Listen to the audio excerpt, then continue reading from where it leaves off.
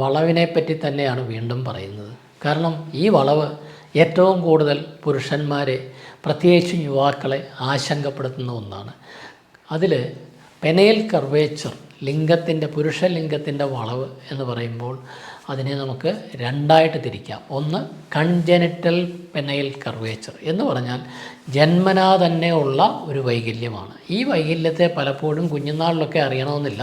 കുഞ്ഞുനാളിൽ തിരിച്ചറിയണമെങ്കിൽ അത്രയും സിവിയർ ആയിട്ടുള്ള ഒരു കർവേച്ചറാണ് എങ്കിൽ മാത്രമേ മാതാപിതാക്കൾ അത് ഐഡൻറ്റിഫൈ ചെയ്യുള്ളൂ. അല്ലെങ്കിൽ അത് ഐഡൻറ്റിഫൈ ചെയ്യാനുള്ള സാധ്യത കുറവാണ്.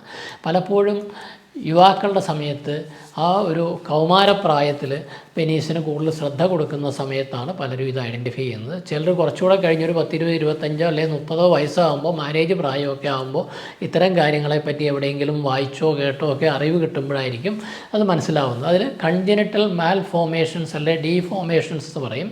അതൊന്ന്, അത് പലപ്പോഴും ക്രോമസോമൽ അനോമലീസ് തുടങ്ങിയ പല കാരണങ്ങൾ കൊണ്ടുവരാം. അതിന് കൺജനിറ്റൽ കോർഡി ഹൈപ്പോസ്പാഡിയാസ് എന്ന് പറയുന്നത് പെനീസിൻ്റെ അടിയിൽ മൂത്രനാളി കുറച്ചുള്ളിലേക്ക് കയറിയിരിക്കുന്ന ഒരവസ്ഥ.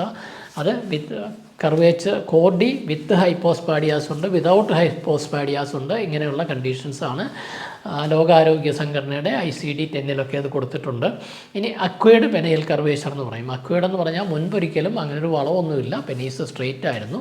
പക്ഷേ പിൽക്കാലത്ത് പെയറോണീസ് ഡിസീസ് പോലുള്ള അസുഖങ്ങൾ വന്നു. അല്ലെങ്കിൽ പെനീസിനകത്തെ ടിഷ്യൂസ് ഫൈബ്രോട്ടിക്കായി എന്ന് പറഞ്ഞാൽ ചകിരി പോലെ കട്ട പിടിച്ചിരിക്കുന്ന ഒരവസ്ഥ വരുമ്പോഴേക്കും വരുന്ന കർവേച്ചറാണ്.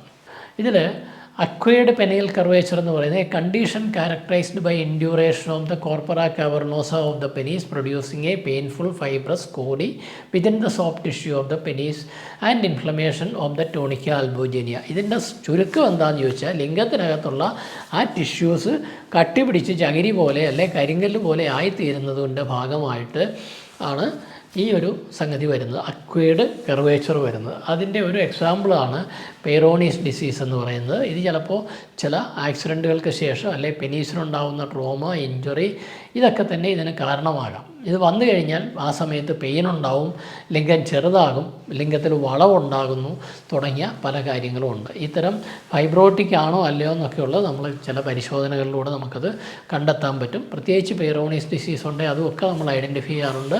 അതിനൊക്കെയുള്ള ട്രീറ്റ്മെൻറ്റുകളുണ്ട്. ഇതിൽ ഈ കൺജനിറ്റൽ പെനയൽ കർവേച്ചർ എന്ന് പറയുന്നത് ലിറ്ററേച്ചർ പറയുന്നത് 1 മുതൽ 10% വരെ പുരുഷന്മാർക്ക് ഇത് അനുഭവപ്പെടാം, ഉണ്ട്. ആ കർവേച്ചർ ഏറ്റവും കൂടുതലായിട്ട് ശ്രദ്ധിക്കപ്പെടുന്നതും മനസ്സിലാക്കുന്നത് ലിംഗം ഉദ്ധരിക്കുന്ന സമയത്ത് മാത്രമാണ്. ചുരുങ്ങിക്കിടക്കുമ്പോൾ അത് കണ്ടുപിടിക്കാൻ പറ്റില്ല. ഈ പെനയൽ കർവേച്ചർ വന്നാൽ എന്താണ് കുഴപ്പം? Erection problems in serious cases. വളരെ നല്ല കർവേച്ചറുള്ള ആൾക്കാർക്ക് ഉദാഹരണത്തെ ബാധിക്കാം. പ്രത്യേകിച്ച് അക്വേഡ് പെനയൽ കർവേച്ചർ വരുമ്പോൾ ഉദാഹരണം നഷ്ടപ്പെടാറുണ്ട്. കൺജനിറ്റൽ പെനയൽ കർവേച്ചറിൽ ഉദാഹരണം ഉണ്ടാകാറുണ്ട് സാധാരണഗതിക്ക്. പക്ഷേ വളരെ കൂടുതൽ കർവേച്ചർ ഉണ്ടെങ്കിൽ ഉദാഹരണത്തെ ബാധിക്കാം. ലിംഗത്തിൻ്റെ ലെങ്ത് കുറയാം. ട്വിസ്റ്റിംഗ് ഓഫ് പെനയൽ സ്കിൻ, അല്ലെങ്കിൽ പെനീസ് തന്നെ വളഞ്ഞ് തിരിഞ്ഞൊക്കെ ഇരിക്കുന്ന അവസ്ഥകളുണ്ട്. ഇത് ലൈംഗിക ബന്ധത്തിൻ്റെ സമയത്ത് വ്യക്തിക്ക് വേദനയ്ക്ക് കാരണമാകാം, വ്യക്തിയുടെ പാർട്ട്ണർക്ക് വേദന ഉണ്ടാവുന്ന അനുഭവമായിട്ട് മാറാം. ഇനി ഈ പറഞ്ഞ ഇറക്ഷൻ്റെ പ്രോബ്ലം, ഇങ്ങനെ വളഞ്ഞിരിക്കുമ്പോൾ ലെങ്ത് കുറയുക, ഇതൊക്കെ ഉണ്ടാവാം. നേരത്തെ പറഞ്ഞ പോലെ ട്വിസ്റ്റിംഗ് ഓഫ് പെനീസ്, ഇങ്ങനെ വളഞ്ഞ് തിരിഞ്ഞൊക്കെ ഇരിക്കുന്ന അവസ്ഥകൾ ചില വ്യക്തികളിൽ അപൂർവമായിട്ട് കണ്ടുവരാറുണ്ട്. അതുപോലെ ഇത് പെനയൽ കർവേച്ചർ എപ്പോഴും നമ്മുടെ ആത്മവിശ്വാസം കുറയ്ക്കും. പല പുരുഷന്മാരും വിവാഹം വേണ്ട എന്ന് പറഞ്ഞിട്ട് ഒഴിഞ്ഞു നിൽക്കുന്ന ആൾക്കാരുണ്ട്.